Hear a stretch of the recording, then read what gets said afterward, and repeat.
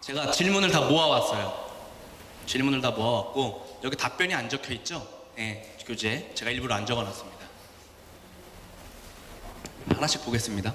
질문이 많은데 몇 개인가요? 질문이 한 20개 되나요? 그죠? 20개 정도 되는 것 같아요. 제가 요거를 같이 보면서 궁금하셨던 것들일 거예요, 평소에 아마. 네, 안 궁금하셔도 어쩔 수 없고요. 네, 같이 보겠습니다. 조금 하다가 쉬는 시간 한번 가질게요. 많이 묻는 질문이 이겁니다. 맥주가 뭐 고가의 거 와인도 아니고 뭐 이렇게 맛이 다 거기서 거긴데 뭐 이렇게 냄새 맡고 자꾸 막 뭐 잔 돌리고 막 책 보고 막 그러냐, 그런 얘기 많이 저는 들었어요. 저희 친구들은 제가 지금도 그냥 호프집 하는 줄 알아요. 저희 친구들은 그냥 제가 그냥 너 호프집 성공했다 축하한다 이래요. 제가 전문적으로 연구를 하고 맥주를 심사하고 다니고 이런 걸 전혀 모릅니다.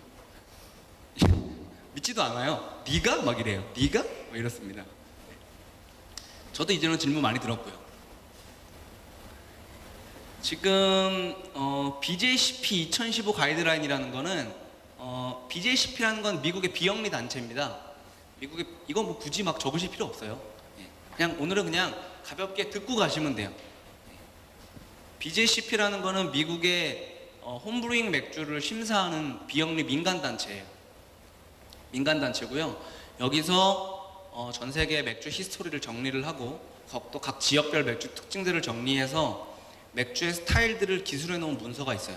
여러분들 교재 아마 제일 뒤에 제가 그거를 부록으로 넣어 놨을 겁니다. 좀 작은 글씨로 양면 인쇄되어 있는 거 있어요. 두 쪽 모아 인쇄로 되어 있는 거 있어요.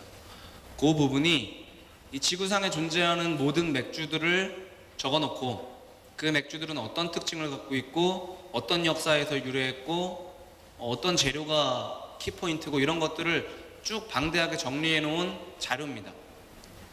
맥주는 어떻게 보면 좀 정답이 좀 있는 맥주예요. 술이에요.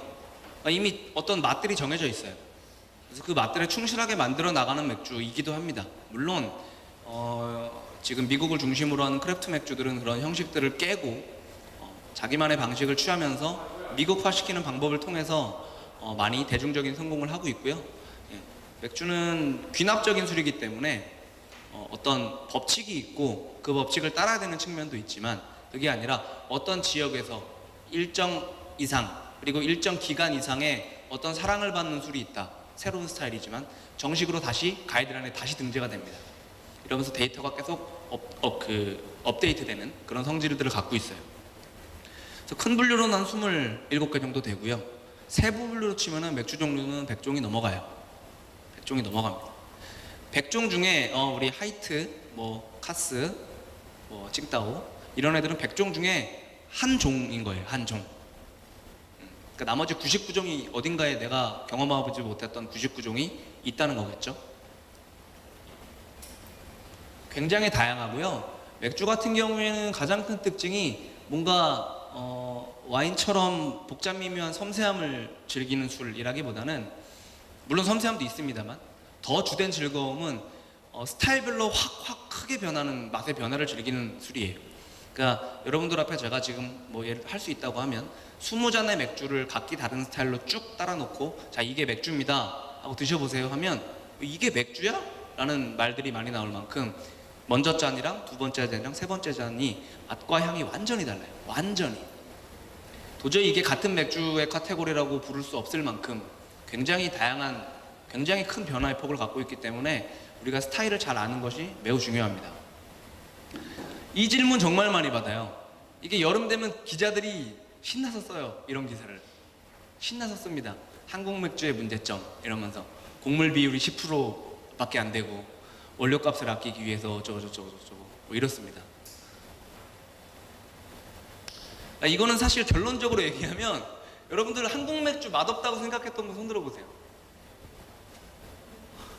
요 정도 드셨으면 이게 마음에 있지만 안 드시는 분까지 포함하면 한 3분의 1 정도는 그 생각을 하고 계셨다고 저는 생각이 되는데, 결론적으로 말씀드리면 맛이 없지 않아요. 맛이 좋은 맥주입니다. 웃기죠? 갑자기 어디선가 나타나더니 한국 맥주를 옹호하다니 저런 대기업의 첩자, 이런 생각이 드실 수도 있는데, 제가 아까 말씀드렸던 맥주는 굉장히 다양한 카테고리를 갖고 있기 때문에 그 수백 가지의 종류 중에 한 종이에요. 한 종. 우리나라는 한 종. 어떤 맥주는 갈증 해소용으로 개발된 맥주가 있어요. 그러니까 별 풍미를 가지지 않습니다. 원래부터 깔끔하고 시원하고 탄산감 강하고 캬, 이런 맛에 먹는 맥주. 그런 맛의 그런 목적을 갖고 있는 맥주의 스타일들이 있어요. 예를 들면 뭐 아메리칸 라거, 뭐 인터내셔널 페일 라거, 이런 카테고리가 그런 맥주의 카테고리 스타일인데, 오히려 맥주 심사를 할 때 아메리칸 라이트 라거 분야에 굉장히 향이 진하고 깊고 풍미 있는 맥주가 딱 출품되잖아요. 감점돼요. 그 맥주는, 그 카테고리는 원래 맥주의 맛이 없어야 돼요. 그러니까 없다는 게 배드의 뜻이 아니고요. nothing. 우뭇가사리를 먹으면서 이건 왜 이렇게 풍미가 없어? 라고 말하면 좀 이상하지 않습니까? 그렇죠? 원래 그런 목적으로 만드는 맥주예요. 불행하게도 우리나라는 그런 맥주밖에 없다는 게 안타까운 점이고, 정확히 말하면 다양한 스타일이 확보되지 못한 것은 문제이나 한국 맥주가 맛이 없는 건 아니에요. 그렇게 좀 알고 계시면 좋을 것 같고요. 뭐 이렇습니다. 이게 의미 없는 비교예요. 육산 성수랑 목수 중에 수학을 누가 더 잘할까? 이게 의미가 있습니까? 이런 질문이? 질문이 틀린 거죠. 질문이.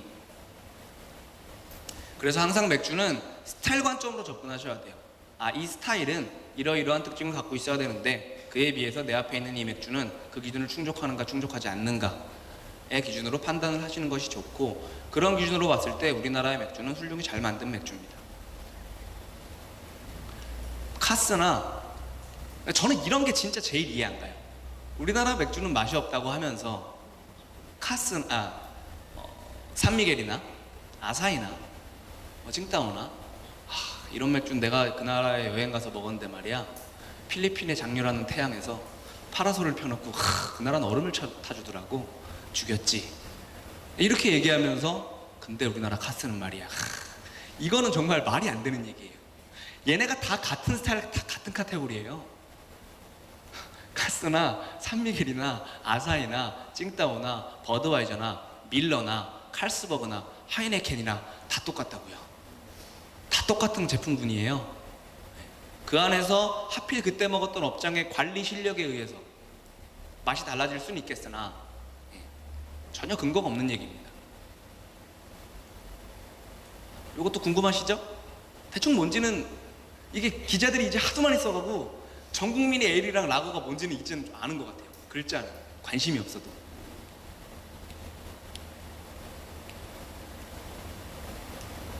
갑자기 막 골치 아픈 영어가 나오죠. 에일이랑 라거는 아주 쉽게 얘기하면, 에일은 에일 효모로 만든 게 에일이고요, 라거는 라거 효모로 만든 게 라거입니다. 그뿐이에요. 어떠한 특징을 규정할 수 없어요. 근데 아무것도 모르는 일반 독자들을 위해서, 기사를 쉽게 쓰기 위해서는 좀 제너럴한, 제일 많은 특징을 갖고 있는 녀석들로, 좀 쉽게 말해서 퉁쳐서 기사를 쓸 수밖에 없어요. 네.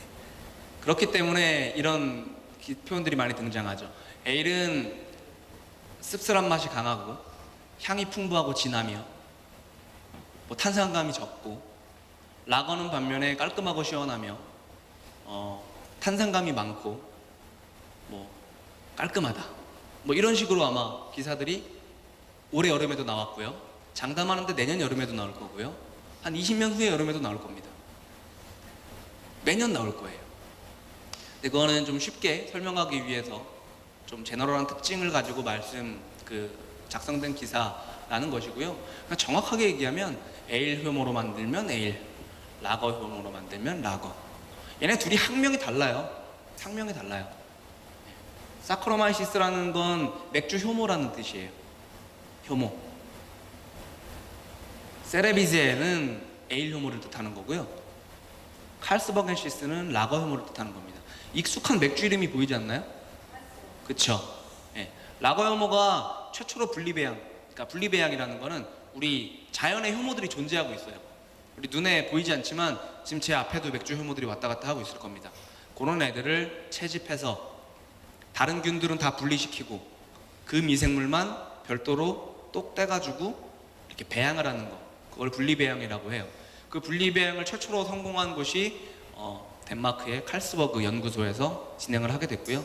그렇게 해서 라거 효모를 최초로 인간이 배양을 하기 시작했기 때문에 칼스버겐시스라는 학명을 붙여줬습니다. 자, 이게 아까 같은 맥락이에요. 에일은 향이 풍부하고 맛이 진하고 뭐 이런 얘기 많이 하고요.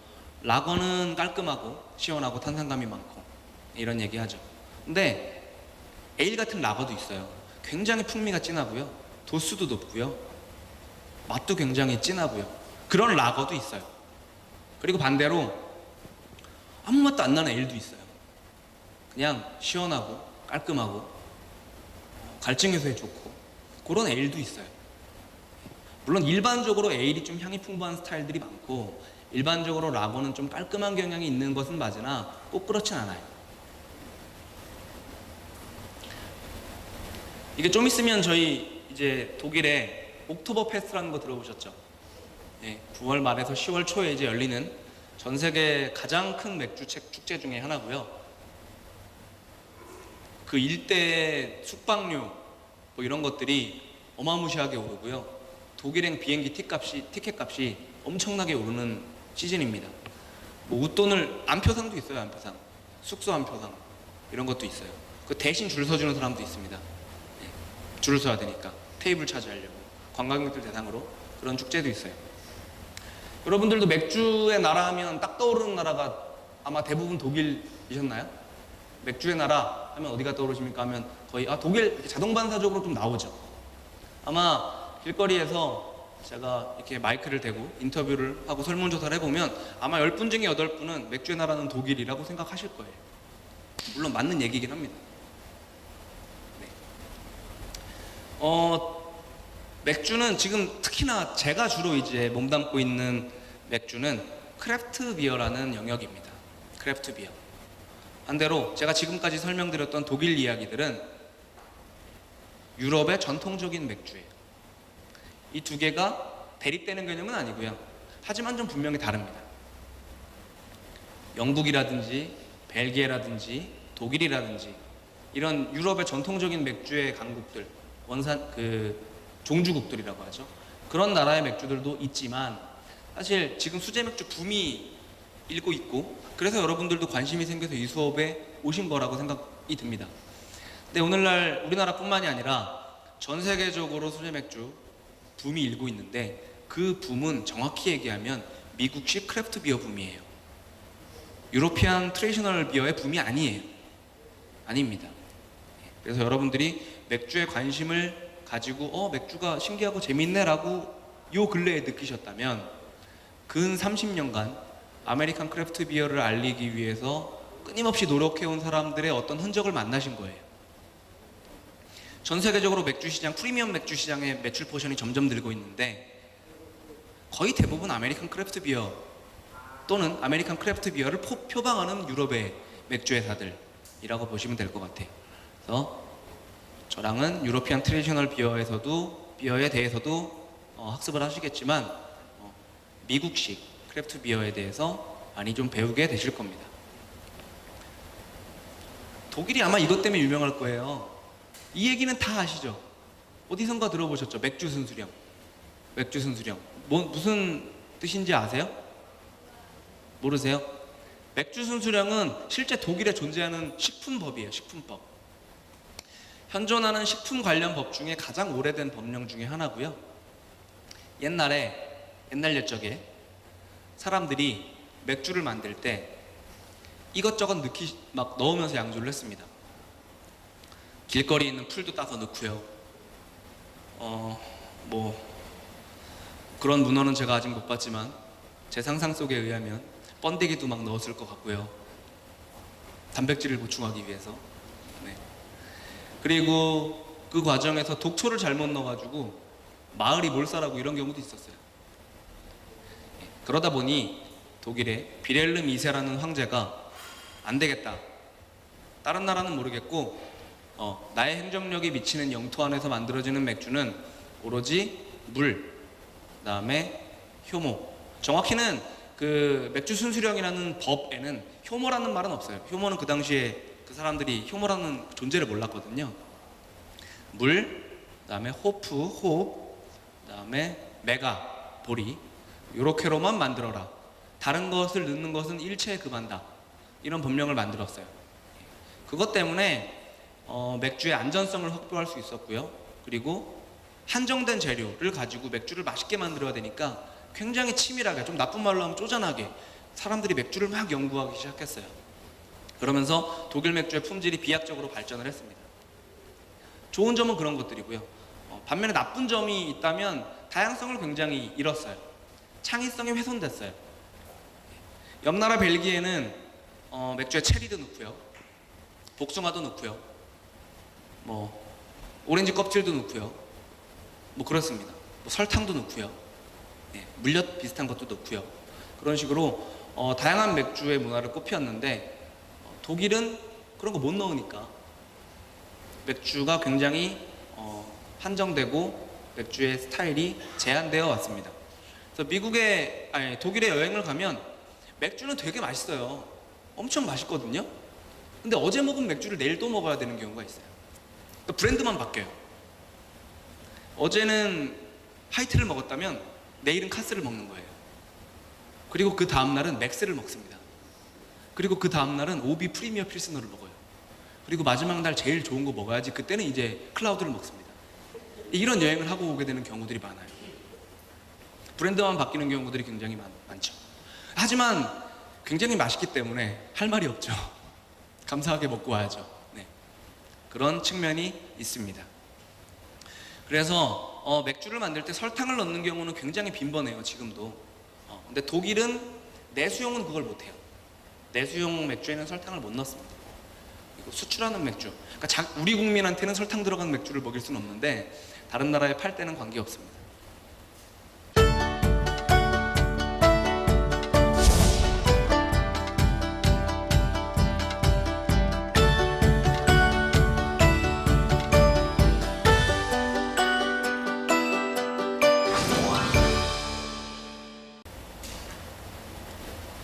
생맥주라는 말 엄청 많이 들어보시고, 그죠? 생맥주가 더 맛있을 것 같고, 그래서 나는 어제도 생맥주를 잔을 부딪혔으며 내일도 목이 마르면 생맥주가 생각이 나는 그런 엄청난 이 단어의 마력이 있어요. 그죠? 생맥주라는 단어 자체가 좀 문제가 있는데요. 갑자기 문화 충격을 받은 얼굴을 하고 계신데, 생맥주라는 단어 자체가 문제가 있어요. 생맥주라는 단어가 일본하고 우리나라밖에 없어요. 그러니까 예를 들면 라이브 비어 이런 말 들어보셨어요? 우리 이 생맥주라는 건 그 살아있다는 의미잖아요. 살아있다, 그죠? 그래서 살아있는 맥주 이렇게 부르잖아요. 그러면 뭐 미국이나 영국에 그와 비슷한 뭐 라이브 비어, 뭐 얼라이브 비어 이런 말이 있나요? 없어요. 탭 비어라고 부르거나 탭, 꼭지 있죠, 꼭지 생맥주 탭이라 그래요. 이렇게 주문하면 이렇게 잡고 이렇게 따르죠. 그걸 탭이라 그래요. 탭 비어라고 부릅니다. 탭 비어. 아니면 그냥 드래프트 비어 이렇게 불러요. 드래프트 비어. 이 두 가지 말밖에 없어요. 라이브 비어, 얼라이브 비어 이런 개념 자체가 없습니다. 그러니까 맥주를 구분할 때 이 안에 뭐가 살아있는지 죽어있는지는 별로 관심사항이 아니에요.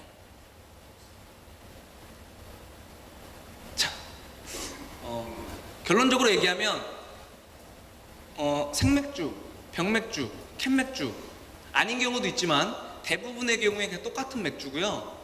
용기만 달라요. 용기만. 네, 똑같은 컨베이어 벨트가 지나가고요.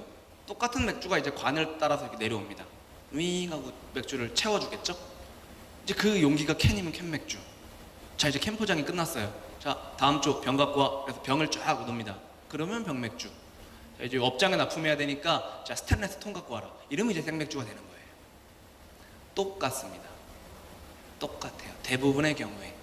그러니까 여러분들이 어제 친구들과 즐겁게 치맥을 드시면서 맛있는 생맥주 먹어야지, 이건 효모가 살아있고 맛이 살아있을 거야 하면서 먹었던 그 맥주는 전혀 효모가 있지 않은, 그냥 좀 이렇게 큰 맥주통에 담겨있는 그런 맥주였던 것입니다.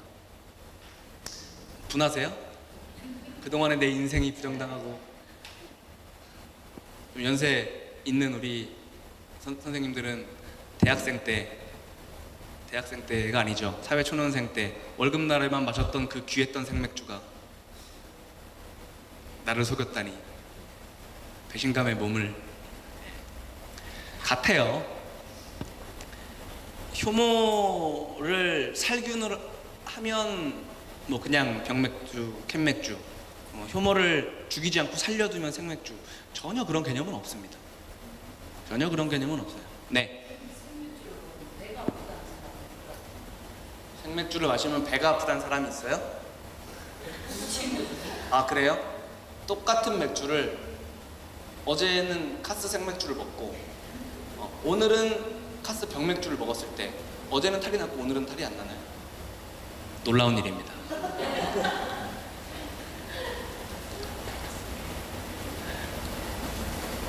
놀라운 일이에요. 그분은 생맥주를 안 드시면 되겠습니다. 그래서 요거는 제가 옛날에 하도 생맥주 해가지고 제가 인터넷 신문에 기고를 한 글이 있어요.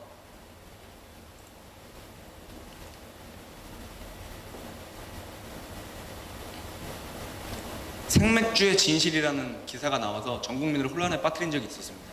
생맥주가 사실은 생맥주가 아니되더라, 뭐 이런 내용의 기사였어요. 이런 통에 담으면 우리나라는 생맥주라고 해요. 탭비어 또는 드래프트 비어라고 부르는 걸 뭔가 효모가 살아있다는 개념을 좀 잘못 갖고 있어요.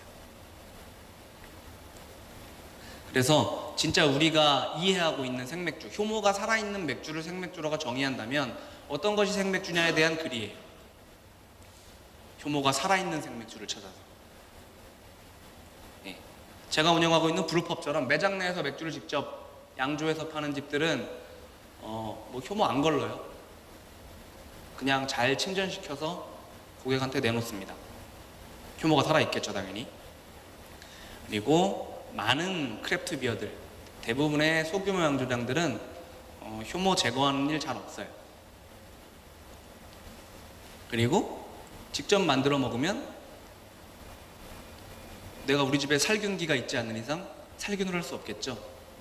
그러니까 걔는 저희가 병입을 할 거예요. 맥주 만들면 1리터짜리 페트병에 소분할 겁니다. 걔는 페트병에 있지만 살아있다는 관점에서 보면 생맥주예요. 그렇죠? 효모 여러분들이 안 죽일 거잖아요. 따라와 이러면서 죽일 수 있나요? 못 죽입니다. 이런 글들을 썼어요. 근데 생맥주가 좀 맛있다고 느껴지는 건 또 사실이에요. 그건 부정하지 않습니다. 어떤 이유들이 있는지 살펴볼게요. 우선 맛이 없는 것부터 볼게요. 맥주가, 이건 맥주뿐만이 아니고요, 모든 술이 맛이 없어지는 원인, 대표적인 세 가지입니다. 대표적인 세 가지. 모든 술이 맛이 없어지는 대표적인 원인 세 가지예요. 와인도 마찬가지고요, 사케도 마찬가지고요. 와인 좀 깊게 파시는 분들은 이거 다 알아요. 똑같은 이슈가 발생하거든요. 자, 맥주를 보고, 저도 이제 맥주에 종사하는 사람이기 때문에 직업병처럼 여름에 이제 저는 이제 평소에 맥주 배송을 다니는 차량을 유심히 보는 버릇이 있을 거잖아요. 그죠? 술 싣고 지나가면 또 어디로 가는가 보거나 한번 쓱 봅니다. 겨울엔 관계없는데 이제 보통 용달에 싣고 다니잖아요. 그물망으로만 이렇게 안 떨어지게 해놓고. 근데 이제 한여름에 온도가 36도, 막 아스팔트에서 아지랑이 올라오고 막 이럴 때 하루 종일 땡볕을 받고 뜨뜻해진 맥주들을 배송사원들이 이렇게 싣고 다니는 걸 보면 굉장히 마음이 아파요. 맥주 맛을 죽이는 가장 큰 원인이거든요.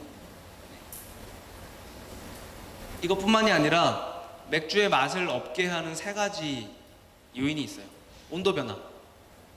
차라리 온도가 좀 일정하면 괜찮아요. 그늘에 있다가 뜨거웠다가 다시 그늘에 있다가 뜨거웠다가 이런 경우들 굉장히 안 좋습니다. 굉장히 안 좋아요. 그리고 물리적인 충격. 배달 다닐 때 계속 덜컹덜컹하죠. 덜컹덜컹합니다. 액체에 물리적인 변화가 있으면 있을수록 맛이 안 좋아요.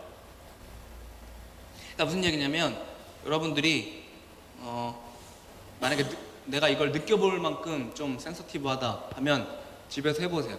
똑같은 날짜에 제조된 페트병 사이다를 500ml짜리를 2개를 사서 자, 하나는 고이 모셔놓고요. 하나는 매일 꺼내서 흔들어요. 다시 넣습니다. 자, 내일 또 와서 매일 흔들어요. 그걸 한 달 동안 해본 다음에 그 2개를 닦아서 먹어보세요. 이 물리적인 충격이 우리 맥주라든지 와인이라든지 뭐 음료수도 마찬가지입니다. 사람이 마시는 액체에 안 좋은 영향을 미치는 이유는 우리 용기가 완벽하지 않기 때문이에요. 용기가 밀봉이 되어 있죠. 그러니까 우리가 새지 않고 가방에 넣어서 소풍도 가고 하는 걸 텐데 그래도 완전히 안 새진 않아요. 그러니까 액체가 새진 않는데요. 기체는 통합니다. 완전히 밀봉이 되지 않아요. 향이 날아가요. 특히 페트병은 숨쉬는 구조를 갖고 있기 때문에 오래 보관하면 향들이 이렇게 몸체를 통해서 빠지고요. 뚜껑을 아무리 잘 닫아도 그 틈새를 통해서 향들이 다 나와요. 물리적 충격은 가뜩이나 불완전한 우리 인간이 개발한 용기를 더 최악으로 만드는 방법 중에 하나죠. 막 흔들면 격렬하게 향이 더 세겠죠. 예, 그런 식으로 맛이 변합니다. 그리고 직사광선을 쬐면 안 좋아요. 특히 맥주 같은 경우에는 그 홉이라는 재료에 있는 일부 성분 때문에 직사광선을 오래 쬐면 그 스컹키라는 현상이 발생해요. 스컹크 할 때 그 스컹크입니다. 이상한 방구 냄새가 나요.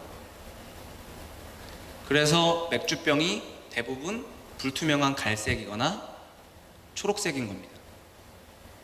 그러니까 최악의 맥주 용기는 코로나, 카프리 그런 투명병 있죠. 그게 맥주 용기로는 최악의 조건이에요. 최악의. 멋을 위해서는 좋은데 그 외에는 정말 최악의 맥주병이라고 할 수 있습니다. 직사광선을 최대한 피해주기 위해서 맥주병의 색깔은 대체로 불투명한 진한 색깔을 갖고 있고요. 그런 측면에서 보면 직사광선을 유일하게 완벽하게 차단할 수 있는 용기는 캔맥주입니다.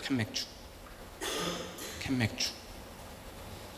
그래서 미국 크래프트 맥주들, 미국의 소규모 양조장들은 일부러 캔으로만 출시하는 경우들도 많이 있어요. 맥주를 훨씬 프레시하게 오래 보관할 수 있습니다. 보관도 편하고요.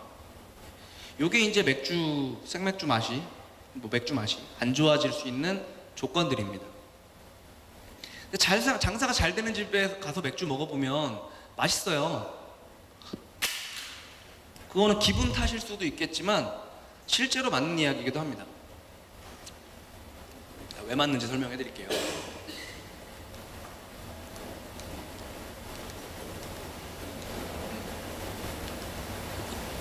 이런 것들이 굉장히 장사 잘 되는 집들은 유리하거든요. 장사가 잘 되는 맥주집일수록 공장에서 생산된 지 얼마 안 된 맥주를 받을 가능성이 높습니다. 그리고 장사 잘 되는 생맥주집은 생맥주 파는 사장님들이 좀 약간 철학이 있어요. 나는 제일 신선한 맥주를 팔 거야. 이런 또 철학이 있어요. 또 청소가 잘 되기 때문에 장사가 잘 되기 때문에 맥주 회사에서 그런 가게들은 또 신경을 써요. 그 한국의 옥토버 페스트라고 부르는 그 을지로 공구상가에 보면은 야장 펴놓고 쫙 먹죠. 가보셨어요 혹시? 노가리의 생맥주. 여기서 을지로는 너무나 멀죠. 을지로에 가면 뭐 만선호프, 미네노프, 뭐 오비베어 이런 되게 오래된 맥주집들이 있어요. 거기는요 우비나 뭐 하이트나 어떤 맥주를 쓰는지는 잘 모르겠는데 1년에 한두 번씩 거기 막 상무나 임원진들이 와서 인사를 해요. 그리고 생산된 지 일주일 넘은 맥주가 오면 사장님이 영업사원을 호통을 치면서 다시 돌려보냅니다. 그래서 갓 생산된 맥주를 먹을 확률이 높아요. 맥주는 공장에서 출고를 딱 하고 나면요 그날부터 매일매일 나빠지기만 할 뿐입니다. 비가역적이에요. 절대 좋아지지 않아요. 공장에서 생산돼서 출고된 그날부터 매일 나빠지고 있는 거예요. 하루하루. 예. 그러니까 날짜를 좀 보고 고르시는 것도 좋겠죠. 똑같이 맥주를 마시더라도. 저는 우리나라 맥주 중에서는 맥스 제일 좋아하고요. 실제로 잘 마셔요. 저희 집에 그 상비역처럼 항상 있어요.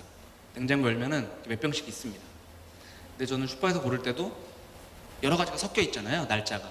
생산 날짜 제일 최근 걸로 갖고 와요. 그래서 슈퍼 아줌마가 저를 싫어합니다. 냉장고 문을 오래 열어놓고 있거든요. 아우 총각 또 시작이네 이래요. 자, 회전율 이거는 사실 외식업에서 많이 쓰는 용어기도 한데 맥주의 회전이 빨라요. 회전이 빠르다는 거는 세 통을 딱 연결해서 팔매를 시작하면 장사가 잘 되니까 금방 팔려서 다시 세 통을 연결하는. 그러니까 맥주가 묵을 틈이 없어요. 생맥주는 드래프트는 연결을 딱 하면 한 3일 내에 딱 판매가 되는 게 제일 좋습니다. 오래 물릴수록 맛이 좀 안 좋아져요. 그래서 통이 빨리빨리 회전이 되기 때문에 당연히 맛이 있겠죠. 그리고 맥주를 뽑는 이렇게 탭 뒤에 다음에 맥주집 가면 보세요. 지금까지는 관심이 없었으니까 안 보일 수도 있는데 다음부터 맥주집 가면 딱 그거 보이실 거예요. 맥주 통이 이렇게 있을 거고요. 이렇게 하얀 선으로 맥주 기계랑 연결되어 있을 거예요. 그 라인을 통해서 맥주가 나오는 겁니다. 그러니까 혈관 뭐 이렇게 보시면 돼요. 그러니까 우리 혈관에 기름 끼고 노폐물 끼고 하면은 안 좋은 것과 마찬가지로 맥주가 지나다니는 그 관이 깨끗해야 맥주가 당연히 맛있겠죠. 대부분 그런 업장들은 도매상에서도 그렇고 맥주 회사도 그렇고 신경을 많이 쓰기 때문에 영업사원들이 열심히 와가지고 일주일이나 2주일에 한 번씩 와서 청소 다 해주고 갑니다.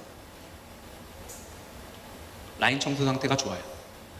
맥주는 일정 기간 고여있게 되면 비어스톤이라고 해서 뭐 단백질 같은 것이 응고가 되고요. 여러 가지 물질들이 우리 동맥경화, 혈관 안에 뭐가 끼듯이 관 안에 응고가 돼요. 장사가 잘 되는 집들은 관 안에 맥주가 채 머무르지도 않고 바로바로 나가기 때문에 오염이 그런 안 좋은 것들이 쌓일 틈도 없겠지만 쌓인다고 하더라도 라인이 굉장히 청결할 가능성이 높습니다. 그래서 맛있는 거예요. 네. 기분 탓일 수도 있지만 실제로 그 집에서 맥주가 마실 수 있는 팩터들은 이런 것들입니다. 그래서 맥주는 장사 잘 되는 집에서 드시는 게 좋아요.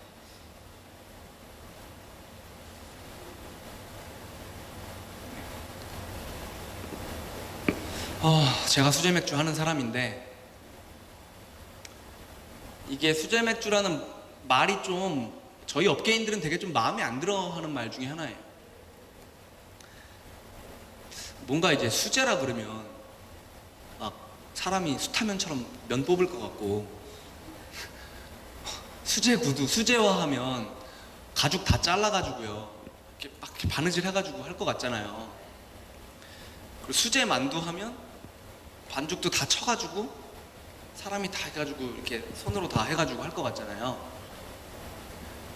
저희도 손으로 하긴 하는데 저희는 손으로 좀 기계를 만지거든요. 그래서 그거 보면 아니 수제 맥주라며 기계가 다 하네 뭘 손으로 한다는겨 뭐 이런 말씀들을 하시는 분들이 있어요. 네, 우리나라에서의 정확히 말하면 수제 맥주라고 표현하기는 좀 어려워요. 그러니까 크래프트 비어라고 부르는 게 정확하고요. 크래프트는 직역하면 뭐 공예, 장인 뭐 이런 뜻이에요. 근데 공예 맥주, 장인 맥주 어감이 좀 이상하단 말이죠. 그래서 수제 맥주라는 게 좀 정착이 된 것 같아요. 그러니까 수제 맥주라는 건 우리나라에서의 수제라는 건 진짜 그 사람이 모든 과정을 손으로 했다라는 의미보다도 제 생각에는 조금 프리미엄. 뭔가 공장에서 대량으로 찍어낸 것이 아니라 이 업장의 철학이 좀 녹아있고 이 가게에서 뭔가 좀 특별한 노력을 좀 더하여 뭔가 좀 특별하게 만든 조금 더 품이 들어가고 조금 더 힘들게 만들어진 그래서 내가 조금 더 가격을 지불할 용의가 있는 그런 물건들에 일반적으로 붙이는 그냥 일반 명사가 된 것 같아요. 수제 뭐뭐뭐, 수제 마카롱, 그죠? 그래서 저는 그런 의미라고 보고 조금 프리미엄 이런 이미지로 생각을 하고 있습니다. 그래서 미국에는 실제로 이렇게 핸드크래프티드 비어라고 라고 표기하는 곳들도 있어요. 핸드크래프티드 비어. 흔치 않습니다만 종종 있어요. 여기서는 저랑 앞으로 제가 이제 계속 말씀드릴 크래프트 비어는 미국의 소규모 양조장을 중심으로 해서 일어난 맥주의 혁명 같은 운동이고요. 그 운동의 결과로 지금 전 세계적인 맥주 트렌드를 이끌어 나가고 있는 소규모 양조장에서 나온 개성 있는 맥주가 되겠습니다. 쉽게 얘기하면 동네 양조장, 작은 공장에서 만든 뭔가 대량 생산되지 않은 큰 엄청나게 길고 거대한 컨베이어 벨트에서 로봇이 막 뭔가를 막 하고 있는 그런 이미지와는 조금 다른. 제가 오늘도 손으로 케그에 맥주 넣고 왔거든요. 손으로.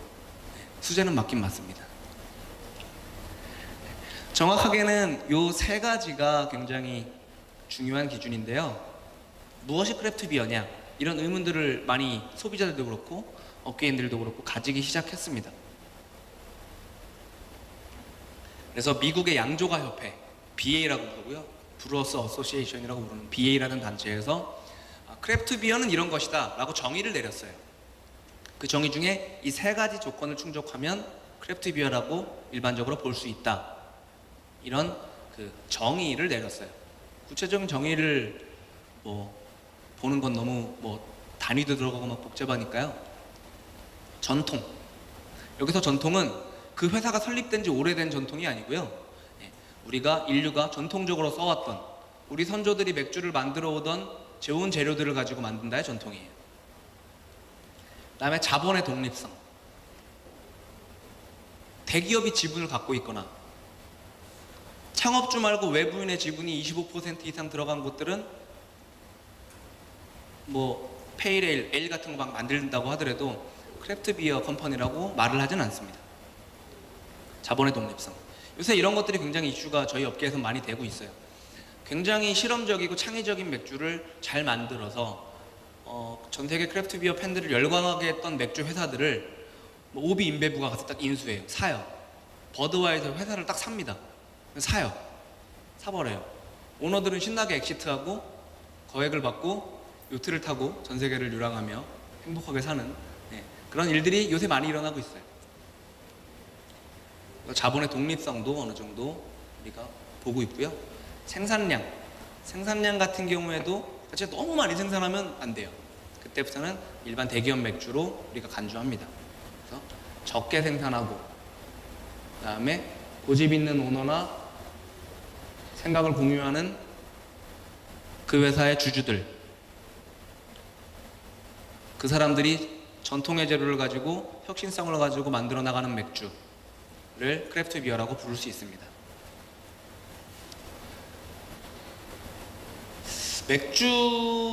요새 맥주 좀 괜찮은데 분위기도 좋고 다 좋은데 그래서 나도 좀 먹어볼까 하는데 가장 문제가 좀 비싸죠? 좀 비싸요.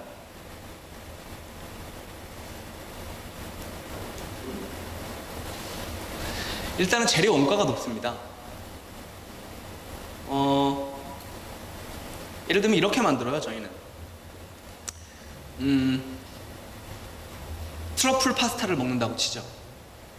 근데 요새는 레토르트 식품들이 잘 나오잖아요. 집에 가서 가열만 하면 되는 음식들. 이렇게 CJ에서도 그죠? 잘 만들어서 포장 딱 해서 집에 가서 물로 딱 데우면은 먹을 수 있거나 또는 봉지 뜯어가지고 프라이팬에 한번 훅 볶으면 먹을 수 있는 완제품들 많이 나오죠. 나는 트러플 파스타가 송로버섯 파스타, 트러플 파스타를 먹고 싶어서 어떤 우리나라 식품회사에서 만든 레토르트를 가지고 사 먹었어요. 그거랑 자기가 직접 송로버섯을 사가지고요. 한 200만 원 정도 주고 송로버섯을 코딱지만하게 사가지고요. 그걸로 행복하게 파스타를 먹는 그런 차이가 있습니다. 지금 제가 보면 위에 전통적인 재료를 사용하는 것들이 크래프트 비어의 기본 정신이라고 말씀을 드렸잖아요. 그러니까 저희 같은 맥주를 만드는 저 같은 업계 종사자들은 체리 맛이 나는 맥주를 만들고 싶으면 진짜 체리를 사가지고 으깨가지고 넣고요. 복숭아 맛이 만드는 맥주를 만들고 싶으면 진짜 복숭아를 사가지고 믹서기에 갈아서 넣어요. 근데 만약에 대기업에서 망고링고 이런 게 그 망고 들어갔을 것 같으세요, 여러분? 망고 착향료가 들어가 있죠? 그죠? 망고 향 함유 비어죠? 근데 우리는 진짜 망고를 넣는 거예요. 그러니까 당연히 훨씬 비싸요. 훨씬 비싸요. 물론 그게 맛을 장담한다고 볼 수는 없어요. 합성 착향 에센스를 기가 막히게 잘 넣은 망고링고가 더 맛있을 수도 있습니다. 그리고 진짜 망고를 갈아 넣은 이인호가 만든 맥주가 더 맛이 있을 수도 있어요. 그건 근데 소비자가 맛을 판단하는 건 둘째치고 가격은 뭐 어쩔 수 없는 거죠. 맛이 없더라도 뭐 내 가격을 빼줄 수 있나? 진짜 난 망고 갈아 넣었는데. 뭐 그런 간단한 이유입니다. 쉽게 얘기하면 좋은 재료를 좀 많이 좀 넣으려고 해요. 제품을 만들 때 원가 관리를 잘 해서 경영 효율을 영업이익을 극대화시키는 것보다는 에라 모르겠다 재료 따라 놓고 손님이 아 맛있다, 니네 맥주 최고다 라고 하는 거에서 보람을 좀 느끼는 사람들이 만드는 맥주이기 때문에 높은 재료 원가를 피할 수가 없어요. 지금 제가 맥주를 만들 때 저희 양조장이 다른 우리나라의 양조장들에 비해서도 재료를 많이 쓰는 편인데 홉이라는 그 맥주에서 이게 풀이나 과일 같은 향을 내주는 식물 재료가 있어요. 저희는 그걸 보통 한 3배를 넣어요. 엄청나게 비쌉니다. 그냥 넣어요. 재료 원가가 일단 비싸고요. 그리고 소규모 생산 때문에 효율성이 낮아요. 그리고 소규모 생산이기 때문에 재료를 수매할 때도 불리해요. 여러분들이 농부입니다. 오비 사장이 와가지고 자 보리를 3,000톤 한 달 뒤에 갖고 오시오. 대신에 가격은 이렇게 합시다. 이거랑 제가 이렇게 쫄래쫄래 이렇게 비루하게 갑니다. 아주 선생님 저희는 돈이 없지만 열정으로 맥주를 만들고 있는데요. 한 100포대 정도만 주시면 안 되겠습니까? 누구랑 거래하실래요? 오비랑 거래하겠죠? 걔네는 싸게 사요. 그리고 글로벌 물류 체인이 잘 되어 있기 때문에 전 세계적으로 가장 가격이 쌀 때 그 나라에서 공수를 그때그때 해옵니다. 올해는 보니까 중국산 보리가 싸. 중국에서 공수. 올해는 보니까 독일 보리가 품질도 좋고 가격이 괜찮아. 거기서 사. 이런 식으로 구매 전문팀에 의해서 움직이고 있기 때문에 원가에 또 영향을 미치고요. 소규모 양조장 작업하는 방식이 효율적이지 않기 때문에 사람을 써도 한 명을 더 써야 되고요. 이런 기타의 문제들 때문에 영세하고 가난하다는 얘기를 참 길게 했습니다.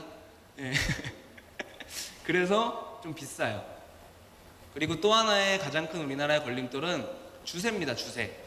나라에서 맥주에 세금을 엄청나게 부과해요. 아주 부당할 정도로. 저는 헌법 소원을 내고 싶습니다. 여러분들은 단체로 헌법 소원을 내셔야 돼요. 촛불 시위를 하셔야 됩니다. 전 세계 어디도, 전 세계 어느 나라도 맥주에 세금을 이렇게 때리는 나라는 우리나라랑 일본밖에 없습니다. 맥주는 가장 대중적으로 마시는 대중음료죠. 우리나라에서 계속 판매량 1위는 소주가 아니고 맥주예요. 가격 기준으로 봤을 때.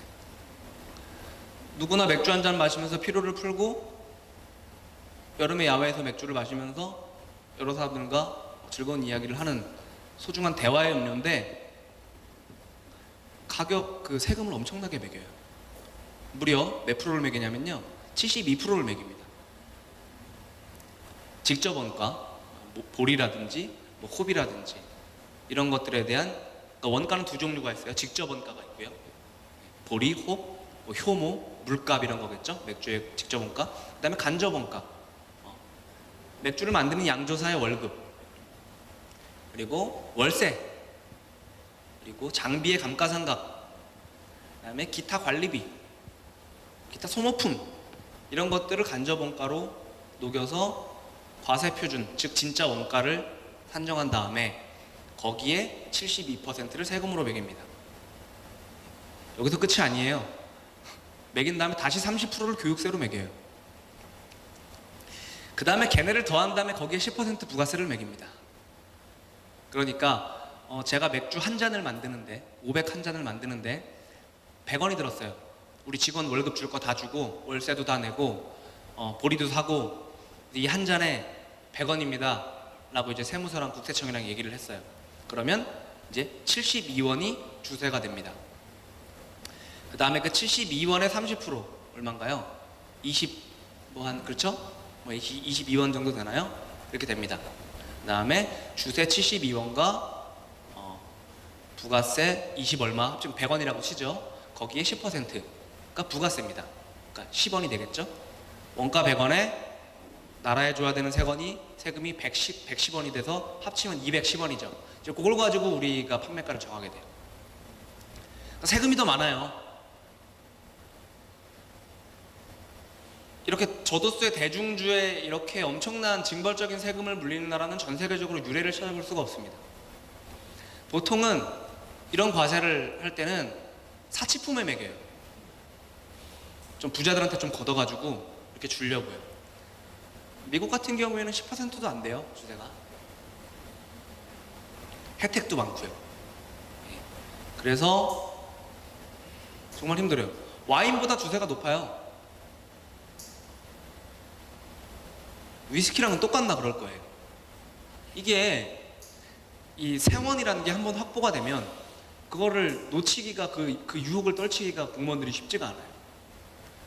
세수 확보를 이미 해놓은 걸 포기하기가 쉽지가 않습니다. 그래서 우리 일제시대 때 삐루는 고급 술이었죠. 그리고 이제 군사정부 시절에도 아마 500 생맥주 한 잔 먹으려면 벌벌 떨면서 거금을 들여서 아마 드셨을 우리 선배님들 계실 겁니다. 그때는 사치품이었기 때문에 그렇게 과세를 하는 게 맞아요. 근데 지금 여러분들 맥주를 이렇게 고위층이 먹나요? 카스를 무슨, 그쵸? 여러분들이 한 달에 한 번 벌벌 떨면서 카스 먹는 분 없으시죠? 아주 대중적인 술이 됐음에도 불구하고 이 과세 체계, 불합리한 과세 체계가 지금까지 내려오고 있어요.